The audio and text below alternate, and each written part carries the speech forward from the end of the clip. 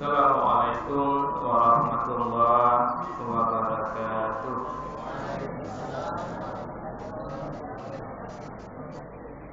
A'udzubillahi minasyaitonir rajim. Bismillahirrahmanirrahim.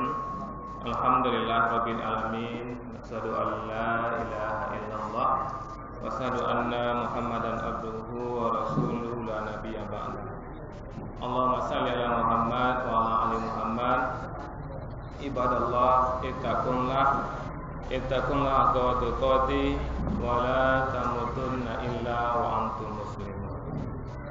Faqala ta'ala fi kitabil karim, a'udzu billahi minasyaitonir rajim. Bismillahirrahmanirrahim.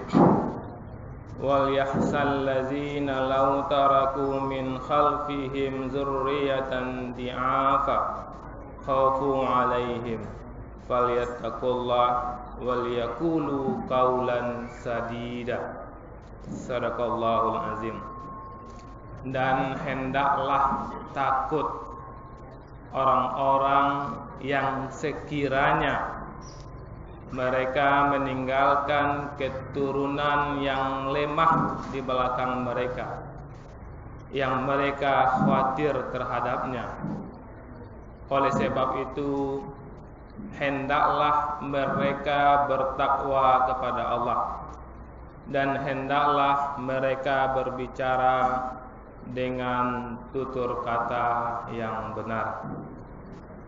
Al-Quran Surat An-Nisa ayat yang ke-9. Bapak, ibu-ibu, wali murid kami yang kami muliakan, kemudian ustaz dan ustazah, pejuang-pejuang Sabisma yang kami hormati. Alhamdulillah, kita sama-sama bersyukur kepada Allah. Luar biasa nikmat yang Allah anugerahkan kepada kita. Di antara nikmat itu bisanya kita hadir dan berkumpul di musala Zurrahmi ini dalam rangka silaturahmi kita, sekaligus insyaallah menutup semester pertama tahun pendidikan anak-anak kita. Mudah-mudahan pertemuan kita ini dirahmati oleh Allah Subhanahu wa taala, dan juga Rasulullah menjanjikan naungan dari malaikat bagi orang-orang yang duduk di majelis ilmu. Ini juga termasuk majelis ilmu, dan mudah-mudahan kita memang mendapatkan naungan dari malaikat tersebut. Amin ya Allah, amin ya rabbal alamin. Bapak Ibu yang kami muliakan, dalam kesempatan ini kami mengajak kita untuk melihat firman Allah dalam surah An-Nisa ayat 9 ini, di mana Allah mengingatkan kita. Allah menyuruh kita cemas, ya. Allah menyuruh kita takut. Dan hendaklah takut dan hendaklah cemas. Maka kami mengajak diri kami agar juga takut. Kita semua takutlah hendaknya. Apa yang dicemaskan, apa yang harus ditakutkan? Orang-orang yang sekiranya mereka meninggalkan keturunan yang lemah di belakang mereka. Ada enggak kita khawatir ini, Bapak-bapak, Ibu-ibu yang kami muliakan? Ketika Allah Subhanahu wa taala mengamanahkan anak kepada kita, ada enggak kita khawatir masa depannya? Ada enggak kita khawatir mencemaskan masa depannya? Masa depan dunianya dan masa depan akhirat, ada enggak? Kalau ada, alhamdulillah, ya. Apa yang dikhawatirkan Al-Quran ini sudah kita tanggapi dengan positif. Kalau tidak, cemaslah sekarang Bapak Ibu. Khawatirlah sekarang, ya. Jangan khawatir itu terlambat, ya. Sekarang ini kita masih ada peluang kita untuk merubah diri kita. Nah, di sini Allah Subhanahu wa taala mengatakan, Bapak Ibu, hendaklah takut orang-orang yang meninggalkan keturunan yang lemah. Jadi Al-Quran mengatakan penyakitnya, yaitu agar kita takut meninggalkan generasi yang lemah. Kemudian Al-Quran memberikan obatnya. Nah, apa obatnya di sini? Obatnya kata Allah, hendaklah mereka bertakwa kepada Allah. Dan apa lagi? Dan hendaklah mereka berbicara dengan tutur kata yang benar. Ini agar, ya, generasi kita, generasi yang tidak perlu kita cemaskan, generasi yang aman, Maka kita orang tua pendidik harus orang tua pendidik yang bertakwa. Ya, harus orang tua pendidik yang berkata yang benar. Nah, jadi kita rasakanlah Bapak Ibu yang kami muliakan bagaimana kondisi kita. Apakah kita sudah orang bertakwa? Kita bisa rasakan pola hidup kita sesuai dengan aturan Allah apa tidak. Karena orang bertakwa itu dia sesuai kehidupannya dengan aturan Allah Subhanahu wa taala. Dan Allah berjanji untuk orang bertakwa itu Allah garansi bahwa Allah akan berikan petunjuk kepada dia. Allah akan berikan hidayah kepada dia. Sehingga orang tua itu tahu bahwa cara mendidik anak kok Allah itu tujuan kenyot. Maka tidak heran Bapak Ibu ya orang tua dulu kita ya.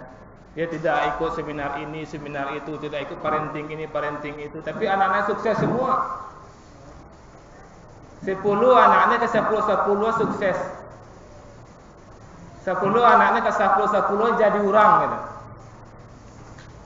Setelah kita lihat, memang mereka bertakwa gitu. Azan, yang laki-laki bapak-bapak kita yang dulu, kakek-kakek kita itu dari masjid ya. Nanti kita rasakan, kita koreksi diri kita lagi Bapak Ibu, apakah memang sudah bertakwa kita? Karena Anisa ini Allah katakan hendaklah kamu cemas meninggalkan keturunan yang lemah. Cemaslah. Nah, caranya hendaklah kamu bertakwa kepada Allah. Jadi dalam kesempatan ini kami mengajak diri kami dan kita semua, segeralah kita bertakwa.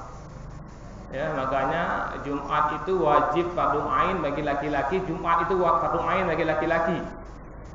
Ada ketika Jumat itu tidak sah khutbah kalau khatib tidak mengajak takwa kepada jemaahnya. Dan di sini sekali lagi Allah ulang, takutlah generasi kita yang memang maka bertakwalah. Nah, koreksi lagi Bapak Ibu bagaimana hubungan kita dengan Allah, apakah ada sesuai dengan aturan Allah atau tidak? Kalau tidak, kita khawatirkan kita ikut seminar ini, seminar itu tidak masalah. Kita ikut seminar itu menambah ilmu kita.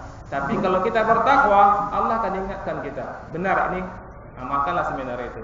Oh ini tidak mungkin diamalkan, jangan diamalkan. Allah akan berpetunjuk kepada kita Bapak Ibu yang kami muliakan. Karena sekarang kita melihat Bapak Ibu terlalu banyak metode-metode pendidikan ya. Terlalu banyak. Nah, buat metode ini gagal. Tukar metode ini, gagal. Tukar lagi metode ini, gagal. Tukar lagi metode ini. Padahal Rasulullah sudah punya metode yang tidak pernah gagal. Ya, bayangkan Bapak Ibu ya. Ketika Rasulullah itu ada, itu segala macam parangai orang di sekeliling Rasulullah tuh. Segala macam watak orang di sekeliling Rasulullah.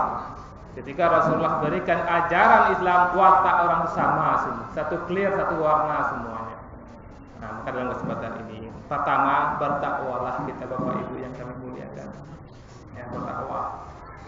Kita lihat Bapak Ibu ya, tidak semua orang Allah berikan amanah anak ya. Tidak semua orang Allah berikan amanah anak. Dan banyak orang berobat ke sana kemari mengeluarkan uang yang banyak untuk mendapatkan anak. Sementara Allah mudahkan kita mendapatkan anak Bapak Ibu. Dan itu tidak gratis Bapak Ibu, akan Allah tagih kita nanti. Ya, akan Allah tagih nanti di sisi Allah, nanti akan ditagih kita. Dan Allah ingatkan di sini bertakwalah kepada Allah. Bayangkan kalau kita sering kami katakan ke Bapak Ibu, misalnya punya batang mangga di rumah awak, batang mangga, ya kan Pak, siram batang mangga itu tumbuh hanya kan buahnya, tancak awak cilik buahnya kan. Pas awak buka rupa bau lek, kesal nak, ya kan, kesal bau lek rupanya lepe payah. Bagaimana juga dengan anak kita, kok bau lek anak awak Pak ayu. Awak gadangan anak awak kan tancak bantunya gagah, tapi hatinya jauh dari Allah Subhanahu wa taala. Ilmunya ndak ada. Nak boleh anak awak tu, nak rugi awak tu. Agar jangan sampai mangga awak boleh, jangan sampai anak awak boleh, bertakwalah awak kepada Allah. Itu yang pertama Bapak Ibu. Kemudian yang kedua di An-Nisa ayat 9 Allah mengatakan, dan hendaklah mereka berbicara dengan tutur kata yang benar. Ya, Allah mengatakan di sini kaulan sadida. Kata yang benar itu banyak artinya. Benar itu jujur. Ini nak dua berutu-utu jo anak awak ibu. Ya, kalau ada ibu berutu jo anaknya, itu bisa dipastikan anaknya berutu nanti. Kadang ada orang tua kan nek malih majak anak ke pai, ibu pergi ke pasar. Ya, tak nak ajak nak main belakang, sibuk pai ke pintu muka keluar, ada kecu anak. Itu sebenarnya jahit orang tua mereka tu.